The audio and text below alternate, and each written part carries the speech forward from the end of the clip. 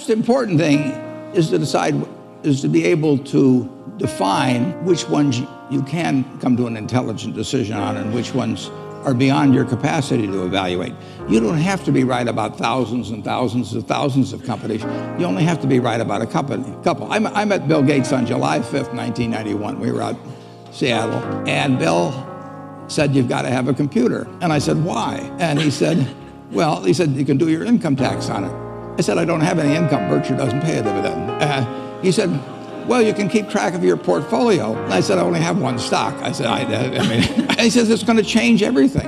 And I said, "Well, will it change whether people chew gum?" And he said, "Well, probably not." And I said, "Well, will it change what kind of gum they chew?" And I said, "Well, then I'll stick to chewing gum and you stick to computers." I don't have to understand all kinds of business. There's all kinds of business I don't understand. But there's thousands of opportunities there. I did understand the Bank of America, and I'm able to do that. I'm able to understand some given percentage. But Ted Williams wrote a book called The Science of Hitting. And in The Science of Hitting, he's got a diagram, shows him at the plate. And he's got the strike zone divided into 77 squares, each the size of a baseball. And he says, if I only swing at pitches in my sweet zone, which he shows there, and he has what his batting average would be, which is 400. If he had to swing at low outside pitches, but still in the strike zone, his average would be 230. He said the most important thing in hitting is waiting for the right pitch. Now, he was at a disadvantage because if the count was 0-2 or 1-2 or so on, even if that ball was down where he was only going to bat 230, he had to swing at it. In investing, there's no called strikes. People can throw Microsoft at me and you name it, any stock, General Motors, and I don't have to swing. Nobody's going to call me out on called strikes. I only get a strike called if I swing at a pitch and miss. So I can wait there and look at thousands of companies day after day, and only when I see something I understand and when I like the price at which it's selling, then if I swing, if I hit it, fine. If I miss it, it's a strike. But it's an enormously advantageous game, and it's a terrible mistake to think you have to have an opinion on everything. You only have to have an opinion on a few things. In fact, I've told students if when they got out of school, they got a punch card with 20 punches on it, and that's all the investment decisions they got to make in their entire life, they would get very rich because they would think very hard about each one. And you don't need 20 right decisions to get very rich.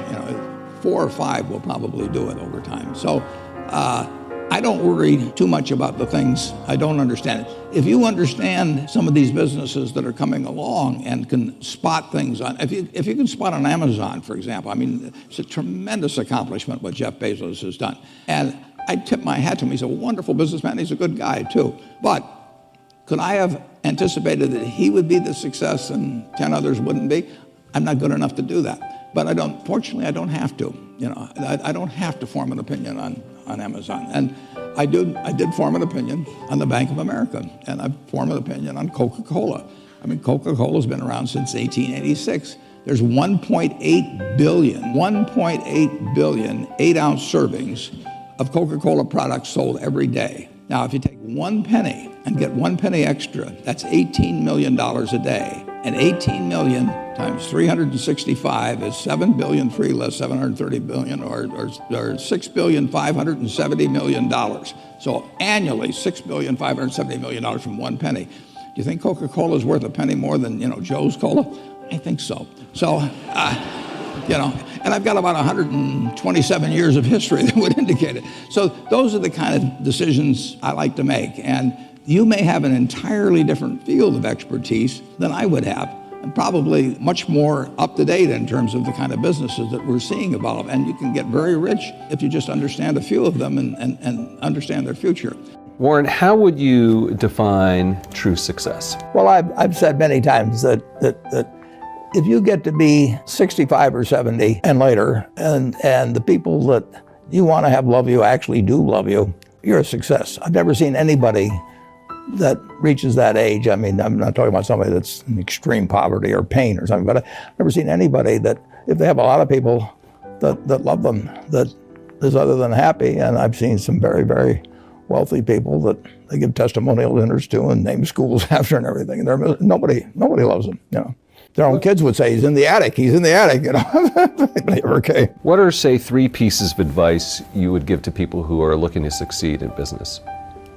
Well, by far the best investment you can make is in yourself. For example, communication skills. I tell the students that come, they're going to graduate schools and business, and they're learning all these complicated formulas and all that. If they just learn to communicate better, and both in writing and in person, they increase their value at least 50%. And, I mean, if you can't communicate, somebody says, it's like winking at a girl in the dark. Nothing happens, basically. And you have to be able to get forth your ideas. And that's relatively easy. I did it myself with the Dale Carnegie course. Some people wish I'd taken a shorter course now in terms of my talking later on. But it's just hugely important. And if you invest in yourself, nobody can take it away from you. I mean, and the second thing, which I'll get a certain criticism for not living it, but I do tell those students, that if I gave you a car and it'd be the only car you get in the rest of your life, you take care of it like you can't believe. Any scratch, you'd fix that moment. You'd read the owner's manual. You'd keep a garage and do all these things. And you get exactly one mind and one body in this world. And you can't start taking care of it when you're 50. By that time, you'll have rusted out if you haven't done anything. So you should really make sure that you just remember that you just got one mind and body to get through life with and to do the most with it. What about life advice? Well, life advice is, the most important thing, aside from the things I've talked about already, is really who you associate with. You want to associate with people that are better than you are. I mean, basically, you'll go in the direction of the people that you associate with. And you want to have the right heroes. You want people, if you want to emulate somebody, you better pick very carefully who you want to emulate. And when obviously, you can't pick your parents. They're going to have an enormous influence on you, but you don't get a choice on that. But you get choices as you go down the line, and who you admire, who you want to copy, and the most important for most people in terms of that decision is their spouse. It's also important in terms of a partner in business, but the partner in life is the most important one. You want to pick a spouse that's better than you are, and then he or she, and you hope they don't figure it out too fast. Great. Biggest mistakes people make when investing? Well, they just don't realize that all you have to do is just buy a cross-section of America and then never listen to people like me or read the papers or do anything subsequently. They think that because you can trade, you should trade. You buy a farm, you buy an apartment house, you can't resell it tomorrow. And the cost of moving around. Now you get something handed to you, liquidity, which is instant. You can sell, and the cost of doing it are pennies compared to other kinds of investment activity. So because they can so easily move around, they do move around, and moving around is not smarter than investing.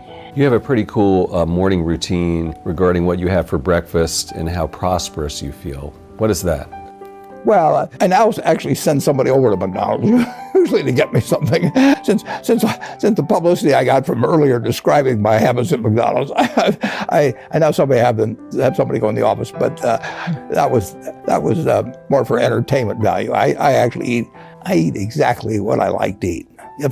If I liked it on my 6th birthday, and my 6th birthday party when we had hot dogs and hamburgers and Coke and ice cream with chocolate, I still like it. And I don't care about anything subsequently.